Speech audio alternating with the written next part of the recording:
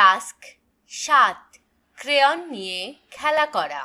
অনুগ্রহ করে শিশুদের ক্রেয়ন দিন এবং তাদের ইচ্ছামতো রং করতে উৎসাহিত করুন।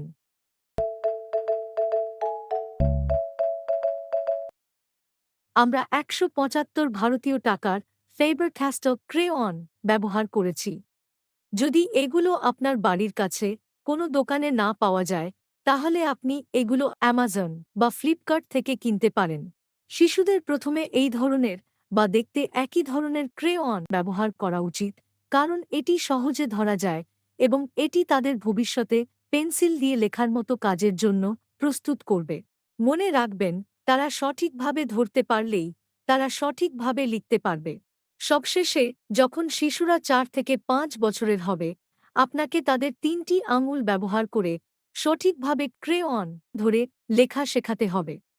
শুরুতে শিশুরা তাদের ইচ্ছে মতো যেভাবে খুশি লিখবে। ২ থেকে ৩ বছর বয়সে তারা এইভাবে রং করতে পারে, তারা অনেক আঙুল ব্যবহার করে লিখতে পারে।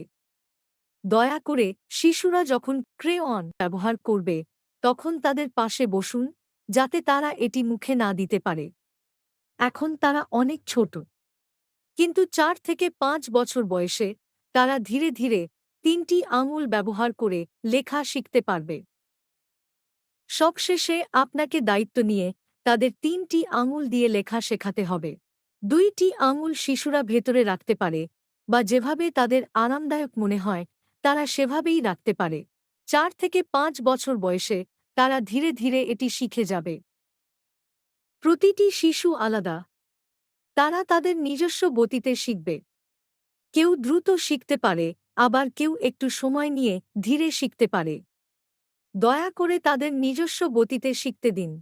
আমাদের সাথে শেখার জন্য ধন্যবাদ। আপনার দিনটি ভালো কাটুক। Baby shark do do